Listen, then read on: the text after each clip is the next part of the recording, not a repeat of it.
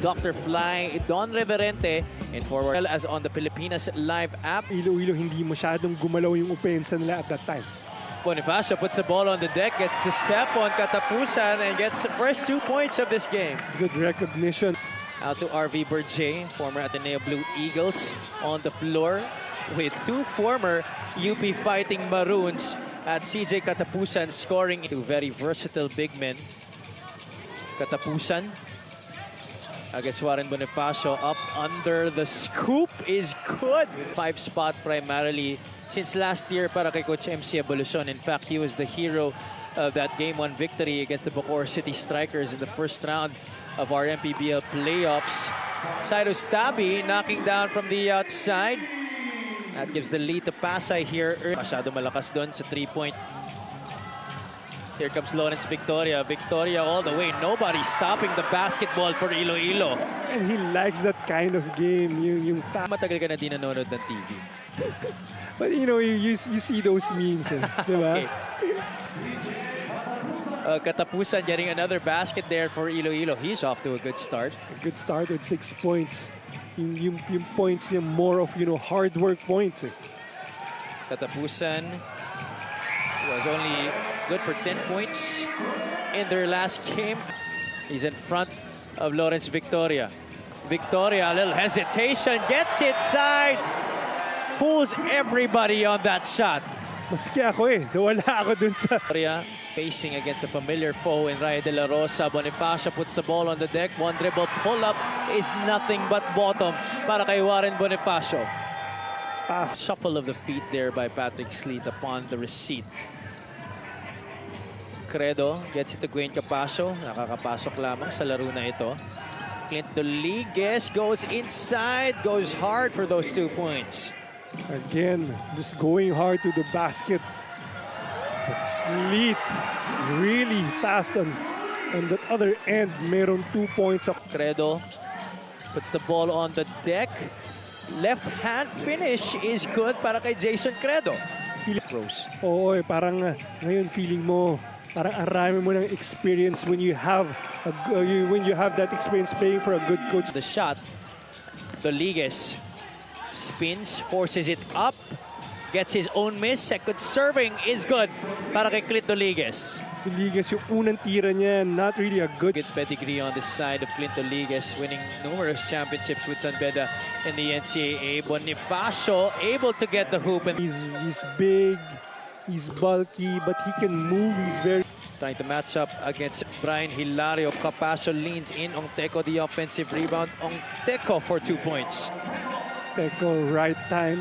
Squads in that opening frame. We're all tied up at 20. This in the first quarter. Earlier, they rely a lot on Mark Nonoy as well as CJ Cansino. Hilario able to get a maneuver down low on that baseline. At meron pang meron pang gesture after that layup. Credo down low to J.R. Ongteco, back to Jason. All day to shoot, nothing but nylon. Jason Credo. Doliguez, couple of fakes, forcing the issue. Got walloped there by the defense. Victoria makes contact and gets the 2 points. Back irons that outside shot. Lawrence Victoria, 8 points, 2 rebounds, 3 assists in this game. Two-man game with Warren Bonifacio, ever so potent, ever so deadly. Right on cue, Warren Bonifacio with that Dirk-looking shot. Was ready to set a back pick there for Warren Bonifacio. Instead, Victoria taking it from straight away. He really was Iloilo. Borjay stops and pops for a 3. Nobody else touching the basketball in that possession. That's Lawrence Victoria. Wow. Ball tap from behind. Cansino, only one man to beat. Cansino off the back for 2 points.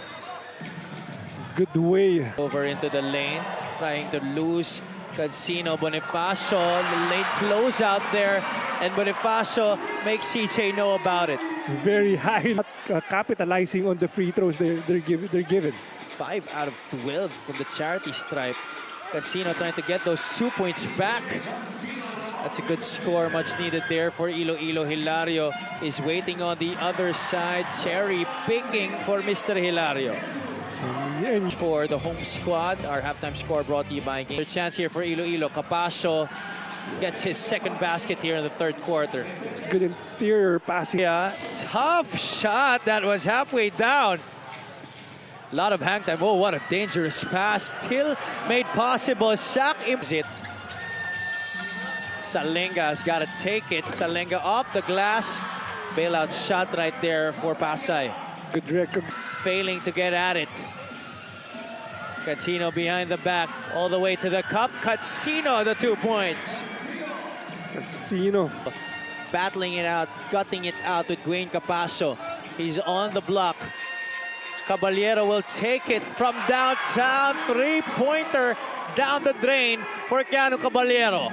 Pero back to Warren Bonifacio. Bonifacio in a battle of attrition against Dwayne Capacio. Capacio making it hard for him. Unfortunately for RV Berge, it was difficult. It was on him. Jed Diaz switches out. Credo back. Caballero finds Coronel, and that trickles in. What a way to finish the third quarter.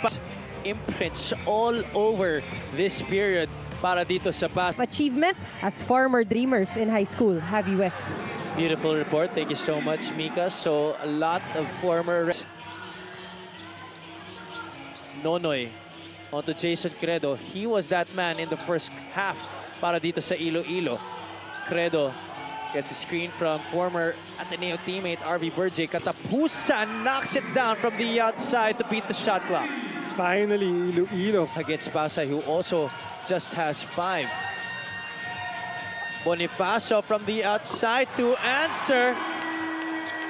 And that's where it really hurts. Yeah, alam mo yun, yung hirap na hirap ka na makascore. With here for the white shirts, Doligues for 3. 3 straight three-pointers from different guys. Original online basketball ending sa Pinas. Caballero missing badly from the outside. A chance to cut in to 3, maybe even 2. Nonoy hangs in the air, gets the basket. 77-7. Look at Mark Nonoy. Kissing it off the glass. Erlen Martin electing not to call a timeout. He will let the clock run out. Inigo, 9 seconds on the shot clock to Reverente. Bonifacio asking for it on the right. They go back to Axel Inigo. Could this be the dagger? That's long. Bonifacio, nobody contesting him for the rebound. Coronel sticks it back in, makes it a 4-point lead. The Cuneta Astrodome is going nuts. On your side. Coach MC Evolucion burning his last timeout. May timeout pa dito ang Pasay. 9 seconds left. Doligues to inbound. Cansino puts the ball on the deck, leans in, trying to fish for a foul, and that's gonna be it. 4 seconds left. No, 2 seconds, and that is it.